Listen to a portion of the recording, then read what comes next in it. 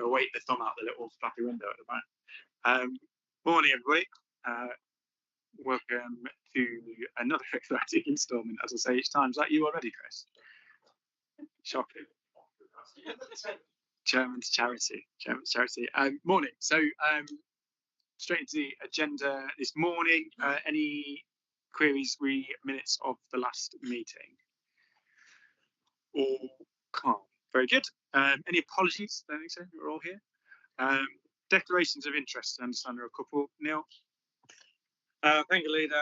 I've declared an interest on items 9, 10 and 11 on the basis that I'm also leader of Rushcliffe Borough Council, and therefore for openness and to avoid any conflict, I will leave the chamber for those items. Thank you very much. Any others?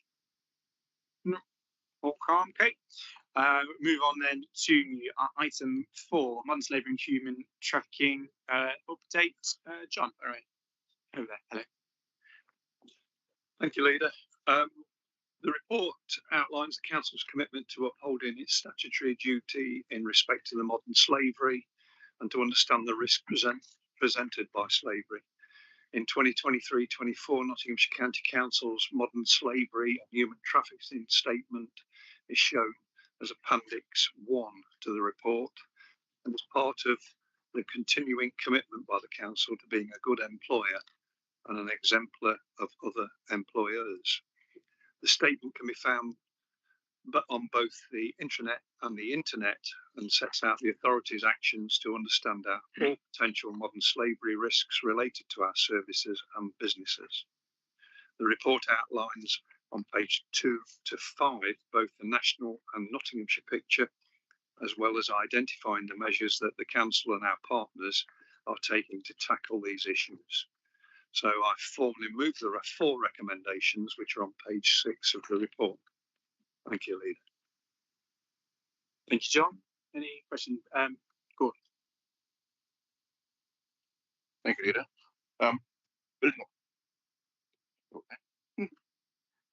Building on with what John just said, thank you, John. On paragraphs 18, 19, and 20, we're delighted that our staff are getting the training, which is absolutely vital that they have the training that's available to our staff. For members, I think this is also very important. A few years ago, and it was a few years ago, in the Rapid Suite, there was a presentation on slavery. Mark's nodding with me here. And anyone who attended that will always remember it. It was very hard-hitting, and it needs to be. And I would strongly recommend that is revisited again for members. Members, it's all very well, and it is important our staff are aware, and that's already mentioned in the report, paragraph 19. But awareness exercise for members is also very important. We need to understand tragic implications this has. The best way to understand it is through a face-to-face session in the Rapid Suite, like we had a few years ago. By golly, if you've attended that, you'll always remember it. Thank you, Leader. Thank you, Gordon. Anybody else, Chris? Yeah, just really to reiterate what Gordon's just said. I mean, I went to that training. I had some involvement in aspects of it when I was working in a previous life. That training was really informative. You read a piece of paper like this, and you know, it's words. I think some of the real life experiences that we had explained and portrayed to us in that presentation was good, and I think we've got new members since that training took place. It would be very useful to repeat, not an all-day session because you won't get attendance, just a 2-hour slot where we actually and we get some representative from gangmasters or whoever to come and actually give some real case examples, which I think is the best way for people to understand that it seems bizarre in 2023, but slavery does exist in this country. Thanks, Chris. Yeah, take it on board. I think the complexity of it is, it's obviously a wide range of partners and cooperation in that sense, as well as the range of different kind of crimes and experiences involved. It would be useful to get more information on that, I think. And we demonstrated in the report, obviously, impacts on Safe and Not Board, Police and Crime Commissioner, and all different investments and roles within that. So looking through it as a local member, highlight the stats in terms of Mansfield in particular. different and worse in inverted commas than anywhere else. So I'd be interested to dig more into that as well. So perhaps ask officers to have a look at that training from that perspective and bring some of that forward, and give members cross party, I would have thought, an opportunity to dig through that a little bit more. That would be good. Is there anything else you want to add, John, before we? No, just to agree with you that we can take that forward and produce that.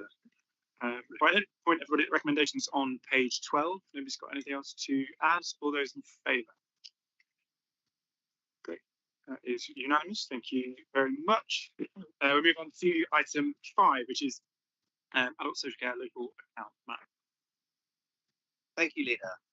So a key component of the Nottinghamshire plan is that we listen and hear the voices of our local residents and communities in shaping and tailoring the valuable and vital services that we provide. And when I took over the chairmanship of this portfolio, I was introduced to this expression co-production, and it meant nothing to me. I didn't know what those words meant. I just thought they sounded like management speak in the public sector arena.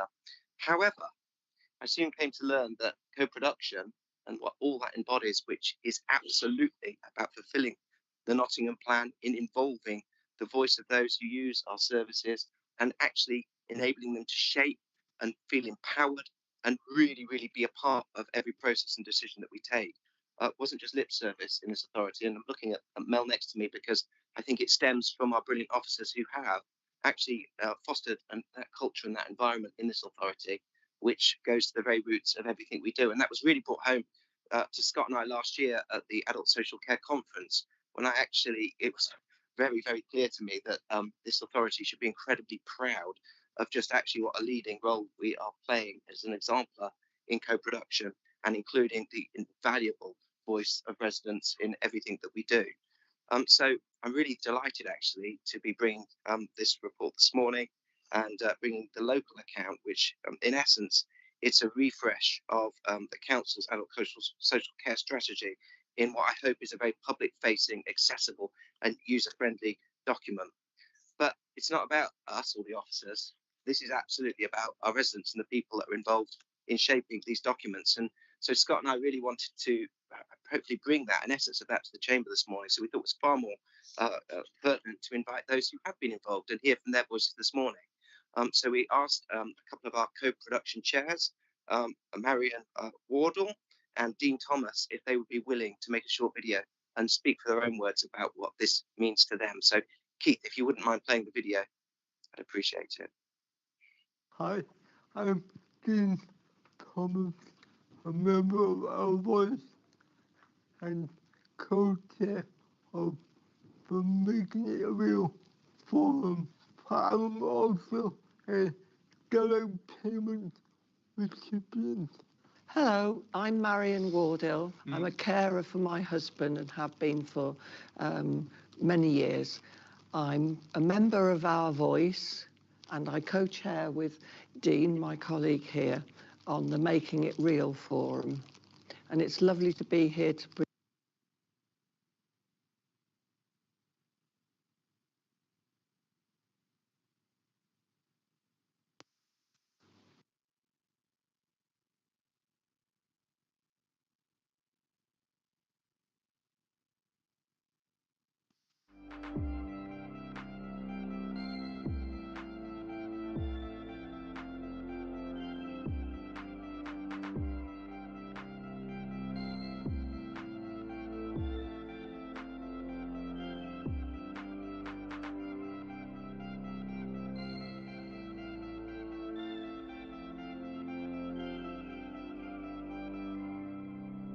Play with the technology. Yeah, absolutely. And thank you, Matt, and good morning, Cabinet. Just whilst we wait for the technology to be repaired, our local account fulfils a key commitment set out in the council's strategic plan, as already been alluded to, which has was for local people to have a say in the council and how things are done from their perspective. As a key strategic document for adult social care, it will also inform how our budgets are managed, the intentions to ensure that how our spending has the needs of people at its heart and has value for money, and ensuring excellent outcomes. The priorities set out in the local account will also help us to manage and mitigate the current budget pressures we are experiencing in adult social care and as we continue to focus on good preventative support, embedding strength-based approaches to working with people, and promoting and supporting independence. Many of these priorities will take longer than a year to achieve, but the local account sets out how we intend to focus in the coming year. And as the year progresses, we'll be closely monitoring the difference we're making with the people of Nottinghamshire, as well as comparing our progress with regional and neighbours and the national picture. When we have the video back in a second, I think it will really cut across to you that the strengths of a co-produced approach, maintaining people at the heart of everything that we do. On that point, I'm absolutely extremely proud of what we do in this approach. And if the video is ready, I'll hand back to Keith.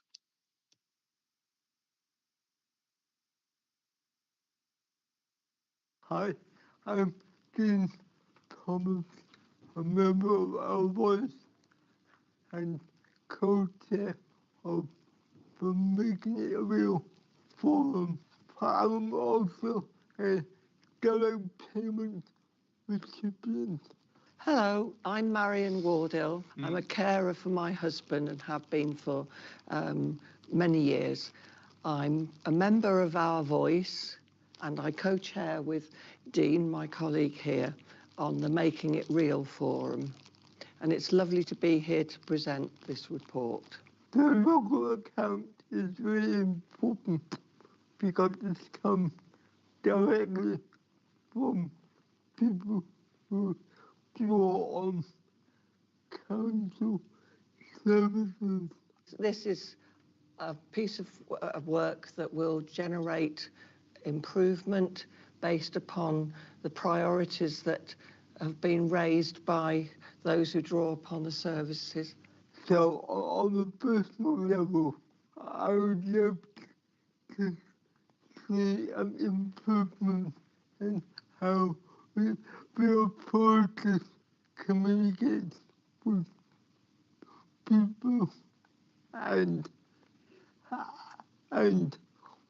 making processes easier for people to understand and follow.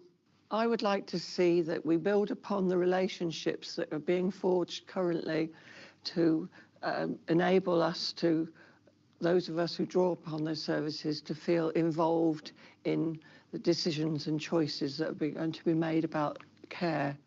Thank you for inviting us today.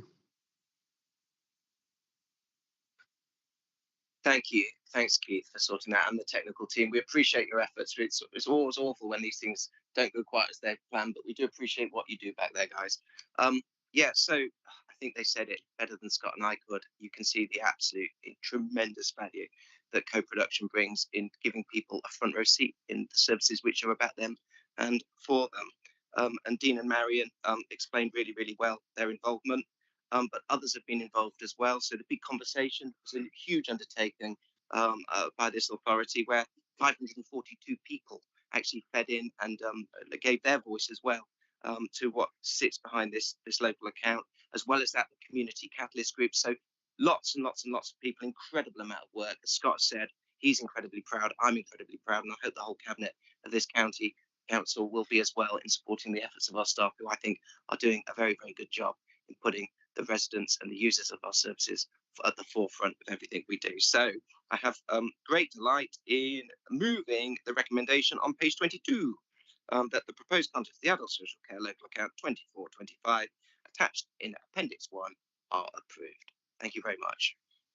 Thank you, Matt and Scott and technical team. Can I say, I know they're on the screen as opposed to in person, but thank you to Dean and Marion for taking part as well. Obviously, constitutionally not able to come and attend the meeting, but really grateful that they've engaged with it to that extent and wanted to come and speak to us about it. Interesting points in the video as well. We've often found, and we've had a conversation recently about how often it's that communication and that relationship that is the challenge in many of these services, or particularly where services change, as opposed to the changes themselves. And the more we can engage with residents from that perspective, the better, particularly when it's about care that we're offering people or that's being offered, and not feeling like things are being done to you as opposed to with you, which is really, really important. And it's great that we are kind of leading the way in that space. I hope we've got lots of challenges and lots of changes and reforms and pressures that we have to deal with. The more we can engage residents in that who use those services, absolutely the better. So grateful for that work. Is there anyone else who wants to speak to this item? No. Okie dokie. Brilliant. Thank you all very much. Can I point members to those recommendations then? Ask all those in favour of those. Thank you very much. Unanimous as well. Brilliant. Right, we'll move on then to item 6, which is rollout of family hub networks. Tracy. Thank you, Leader. I'm really pleased to be bringing this report today. We've got a live consultation going on at the minute, and I think it's really important that we talk about this and encourage our residents and service users to engage with that whilst that consultation is still open. Family hubs offer support to families from pregnancy through a child's early years, later childhood, and into young adulthood. So we're talking about support which is universal from conception until children reach the age of 19, with that extra support to 25 for children with special needs and disabilities. We first discussed the development of family hubs here at a committee in 2021, and we agreed to progress through 3 design sites in Retford, Sutton-in-Ashfield and Newark. And this work is all part of the council plan too. The developments are progressing well, and the Retford Family Hub actually opened in April of this year. It's actually already being held as an exemplar for practice nationally. It's been very well recognised.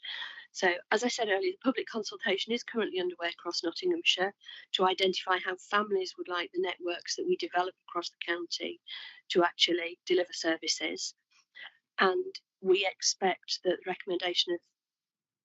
recommendations will come from the outcomes of the consultation and come back to Cabinet for a decision on rollout or otherwise in February.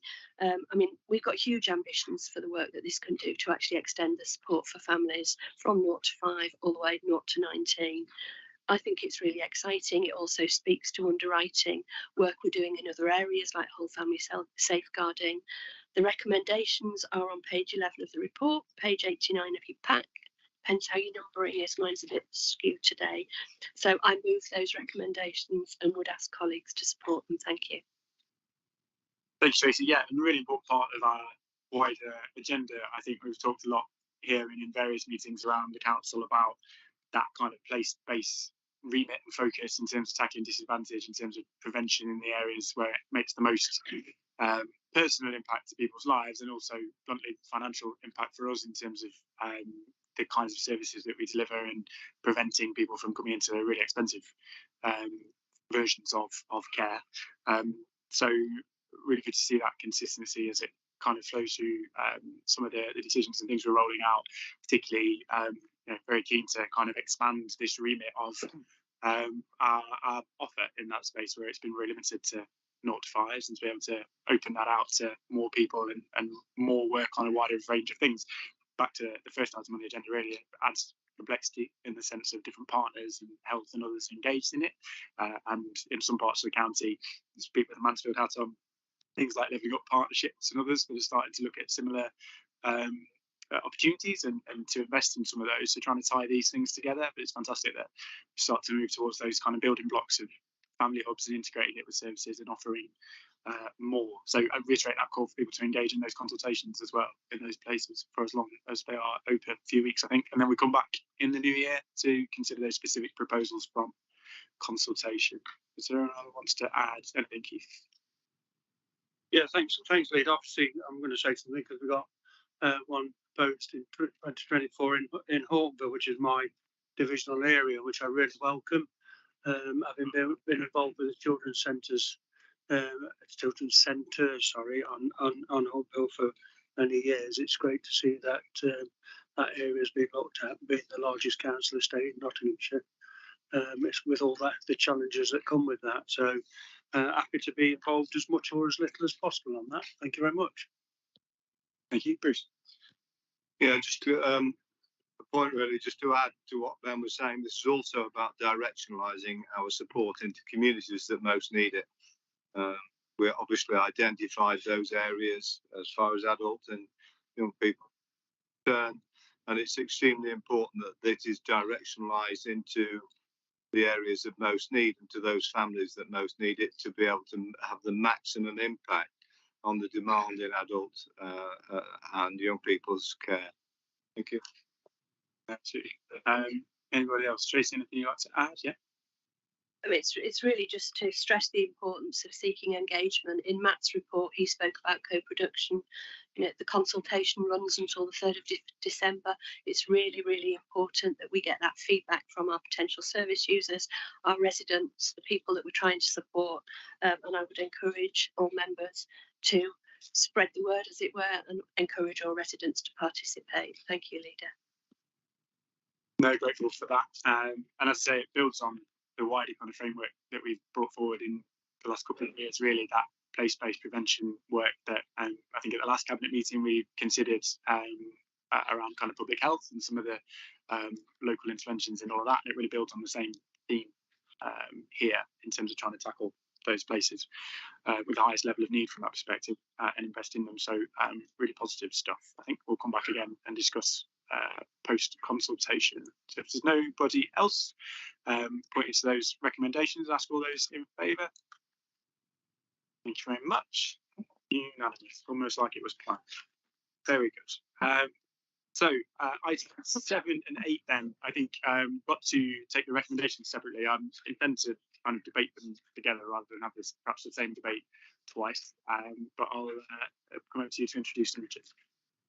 Yeah, thank you, Chairman. And I think it makes sense to discuss these two reports together, not just because it means members don't have to listen to me twice, but because actually the management of the current financial year shows, because the pressures are the same moving into the medium-term financial statement, which is in item 8. So the pressures are the same this year as they will be over the coming 2, 3, 4 years. And I think the fact that we've been able to push down on those pressures in year should demonstrate to people watching this who are concerned about the services that we deliver that we'll do that through the medium-term financial future of the council, and we'll continue to deliver those services. So I think taking the two together is appropriate in that. Just to talk firstly about the period 5 monitoring report, opposition groups have been briefed on this, so I won't go into a huge amount of detail, and I know the 151 office has got a few words to say on this as well in a moment. But what it shows is a very small overspend in the context of a £600 million revenue budget for the year. It equates to 0.12% of our budget, and that's in the context not just of significant pressures on our services and a lot of our services, but also inflation having stayed higher for longer than was anticipated when we moved the budget. But we should also understand that there are an awful lot of upper-tier authorities and larger authorities not too far away from here that have got very significant overspends in year. You don't have to look far to find one that's predicting an overspend of £46 million in this one financial year. So I think all credit to those who are managing this budget that we've kept it as close to budget as it is now. You'll see in paragraph 5 on the first report that with period 6 is also looking to be similar. And I think just as we did last year, confident we'll bring the budget in close, if not bang on, the budget that we moved back in February. The item 8 really sets out some of the challenges we've got, and it kicks off the budget process. It'll get a lot of scrutiny over the next few months before we come back here at the end of February to confirm a budget for next year. It will go to once we've got a budget to present, it'll go to cabinet, it'll then go to the overview committee before it comes back here. So lots of opportunity for scrutiny, lots of opportunity as well for opposition amendments to the budget and alternatives to our budget. Look forward to receiving those. And so again, as I said this time last year, the sooner we get those, the more chance actually that we'll have time to consider alternative proposals that people might want to put forward. So, Chairman, with that, I'll move whichever recommendations I'm required to move within these two reports, and I'm sure you'll deal with that. And I think 151 has got a few words to say. No, thank you, Leader, and thank you, Richard. Only to reiterate the way that we're approaching this, I'm grateful for the support across the council in terms of tackling this budget, particularly cabinet members in terms of how seriously they're taking the matter of balancing the budget. And I know they'll reach the right conclusions when we come to setting the budget for February next year. Thank you. Thank you, Leader. Thank you very much. Grateful for that. And yeah, to reiterate, I suppose though there are many challenges and pressures that across local government are well reported. It's all relative, isn't it? It's a reasonable position to be in. I think, again, to be in the light of all of those challenges coming in relatively on budget, a whole host of different factors and caveats to that behind the scenes. But in terms of managing that, it's a really difficult job, and one, again, that I'm incredibly grateful to officers for managing so effectively when so many others, particularly, are not able to do so. So positive from that point of view. And, you know, as we've seen coverage since the paperwork went out in recent weeks, and grateful for your kind of measured contribution to that, Richard, in terms of the communication of it. You know, we go around this loop every year, don't we, in terms of budgets and managing it. We have numbers that go out that you know, people comment on and say, oh, isn't it difficult? And then each year we go through the kind of pinning down the national grants and funds and things that are available. We make decisions and we get to zero at the end of it. Every confidence that we'll do that again over the course of this process over the next few months. And just to reiterate, as you said, I think the first kind of public scrutiny element of the budget process, open to opposition members, of course, end of the month, 20-something of November. So grateful for that engagement. Look forward to seeing those very exciting alternative proposals, budgets and ideas from opposition groups over the course of that process. Is there anyone else, Neil, who's just come in? Thanks, Steve. Yeah, just wanted to, well, as being mentioned already, financial challenges are absolutely immense, a lot more in some areas than others, but I just want to refer on page 93 to Transport and Environment and paragraphs 10 to 13, and that just demonstrates the immense financial challenge we have in trying to contain costs, but also to meet our obligations, which we must meet in order to get children safely to school, both home to school transport and then also the send transport as well, which, as you can see, just the send transport is £6.5 million forecast over budget. We must fulfil that service, and the challenge is always to make sure that we continue to provide that service in the most efficient way. So couple that with inflation, then the challenges remain immense, but we will keep our eye on costs at all times. Thank you, Neil. Yeah, thanks, Leader. I just want to say a couple of things really about the fact that the process that we use, whilst I absolutely totally agree with it in terms of worst case scenario, look at the worst case scenario and then work out how we're going to deal with it if that does actually happen. Whilst it's great that we do always manage to come to a figure where it works, a lot of it does create media interest where they don't really understand the finances of the council, and it's a bit frustrating really. And I just want to pay testimony really to the 151 officer, because a lot of the things that he has to do when he's balancing the budget or working out the budget for next year is make a lot of assumptions, you know, and those assumptions are on inflation, they're on how much we're going to get from government, on how much departments are going to overspend, all sorts of things. And I think the reason we're in as good a place as we are is because of those assumptions are actually near as damn it to the mark. And I know we're surprised sometimes when we get a bit of a Brucey bonus and things like that, but generally, you know, it's really assuring from my point of view to know that when we go into these conversations, which are difficult, you know, we have to look at things that we might have to not do in the future. It gives me confidence that when we're looking at these things, that we're doing the right thing. And I just want to put that on public record, really, because I think it's important we look at some of the other authorities that Councillor Jackson alluded to, and their assumptions have been really poor. And they're in the mess because their assumptions were really poor. We can look at some of the districts and boroughs within Nottinghamshire and say the same thing. So I just want to get that on record, really, and thank you to the 151 officer. Obviously, clearly under Councillor Jackson's guidance, you know, but you know, it does give us an element of confidence, doesn't it, that that we're going down the right path. And the figures, to the members of the public, and indeed to me, they're eye-watering, absolutely eye-watering when you look at the potential of what could possibly happen. So, I'm grateful for that. Thank you. No, well said, Keith, and reiterate that thanks to yourself, Nigel, and your team, as well as the wider officer group, because as you say, when you're working on budgets of over £1 billion, the idea that you can come in again within probably less than 1% of budget in incredibly challenging times speaks to that consistency, both in terms of assumptions and the work to manage the budgets in departments, and also setting realistic expectations in the first place. We've seen lots of councils come a cropper on the basis of setting savings targets or plans that were never realistic.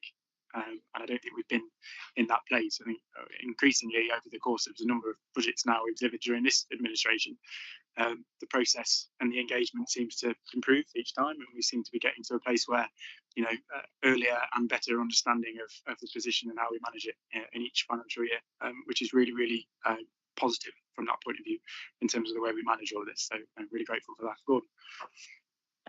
Thank you, Dylan.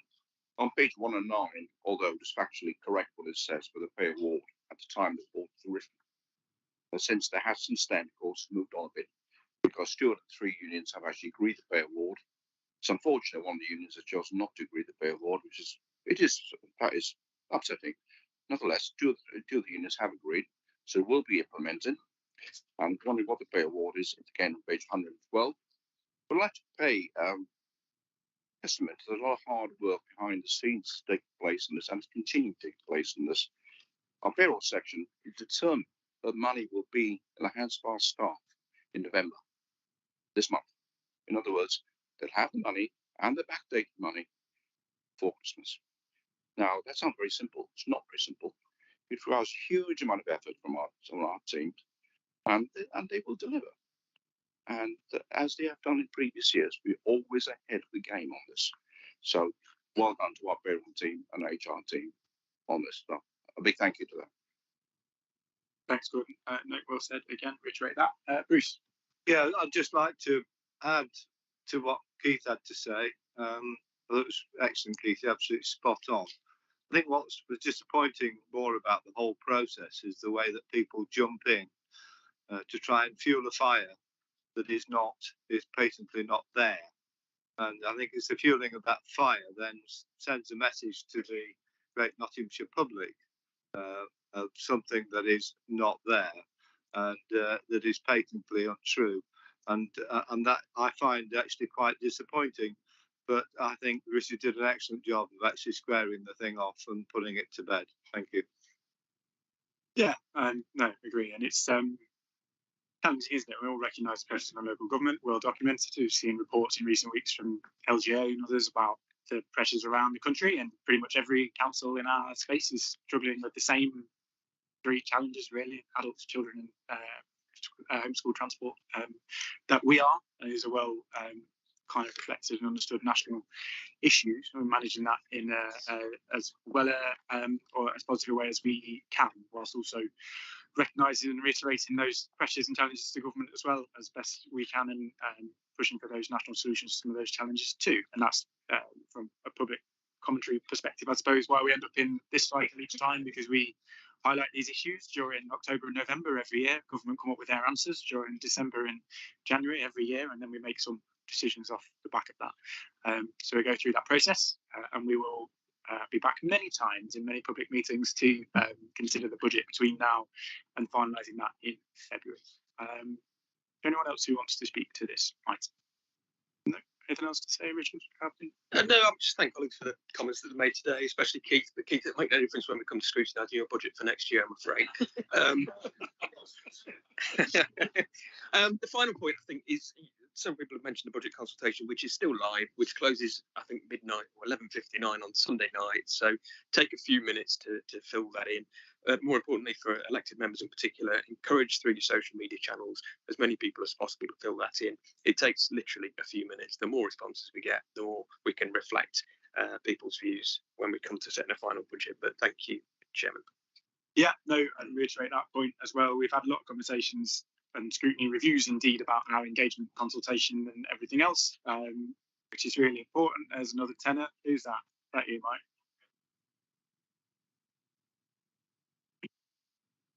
And it stopped. Good, thank you. Shocking. But yes, important that people do engage with it, and we, have looked at and changed and then tried to improve the way we do that work and that engagement. I'm also had conversations with officers and kind of communications this week as well around how we respond to people in that consultation, and making sure that we do go back and say thank you and this is what we've learned from what you've said. And that two-way conversation, as we've reiterated in this room many times, is really, really important. So keen to build on that. But please do, cabinet members and all, I'm sure every backbench member of the council is listening on YouTube.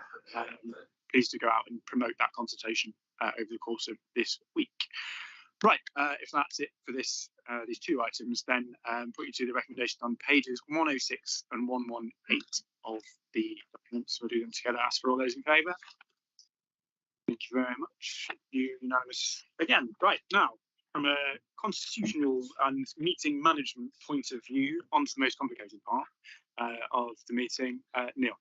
Can I just clarify one thing before I leave the chamber, Leader? I've declared an interest as leader of Rushcliffe. It's not just because I'm leader of Rushcliffe, but just to clarify, put on record, it's because as leader, by virtue of that role, I'm a member of the Freeport board, which is the reason for the declaration of interest. No, absolutely. It's worth taking a second to kind of explain some of that, as you might be about to do, Keith. Yeah, sorry, I'm not declaring an interest, but I'm just for clarity, really. I'm a member of the same board, the Freeport board, but the reason I don't have to leave is because I'm the county council's representative on that board. No, absolutely. You are there at our request. Yeah, Neil is there order, I thought it was not request. Yeah, seemed like an order. Whereas Neil represents another organisation on that board, hence the difference in those decisions. But in effect, without going through what is a very complex report, really, it's been going on for a long time as the Freeport continues to come to fruition. A long process, obviously, agreed with multiple and varied partners through that Freeport board in terms of the business case and how those levers are implemented on particular sites around the county. It has progressed over the last 18 months or so in terms of some of the levers becoming live in effect, others we're still waiting for some sign-offs from Treasury, and still decisions that will come over the coming months as we move to combined authority setting as well, about what that ultimately what that governance looks like and where it will sit. So there's still plenty of work to do, but as we've discussed in here before, many kind of exciting new levers coming our way in terms of opportunities to attract investment, to deliver infrastructure. This is one of them. And whilst, as I say, there are still decisions to be made about how all these things fit together, what this report really is about is the legal and financial implications of the full business case. We've been working with those partners over months through that board to try and get to a place where everybody is comfortable with the legal and financial implications of the project and the management of any risk around that project. That includes independent legal advice as is laid out in the report. And we are at a point now where our officers and that legal advice are comfortable for us to proceed with that full business case. There is an exempt report to this, which we can come on to discuss. Members will have seen and read it. So I ask you to consider those details as well as we make a decision on it. Obviously, we're talking about finances and businesses and bits of land that are not ours, and so not for us to put private businesses' figures out there in the public domain. But an important decision for us to take nonetheless. And as I say, just reiterate really that the point of the report is that we've come to a position along with those partners where internally, as Nottinghamshire County Council, we are comfortable in terms of the financial implications and legal implications of progressing with that full business case going forward. So not a huge amount else to say from my perspective on that. Process-wise, we can have a debate, conversation about the public documents, and we can vote on that on the basis that you guys have all had access to the exempt appendix already. And then if there are any further questions, what we'll do at the end of the meeting is then exclude public as per the Constitution and agenda item 10. And if there are any questions about specific details, numbers and others in the exempt appendix, we can come on to those. Hope that's clear. Anyone got anything they want to add on the public report, Keith? Just the leaders, yeah, thanks. It just really how important it is that we do vote in favour of this, because it's going to let us progress, which has been painfully slow over the last, is it only 18 months, probably more. It seems like more. Just point people in direction of paragraph 15, really. The actual financial liability on us is as Freeport is limited, and we do have rights for vetoes, and I'd be a member on the board once the company is formed. Thank you, Keith. Anybody else want to comment on this? No, all good. Recommendations in the report effectively refer to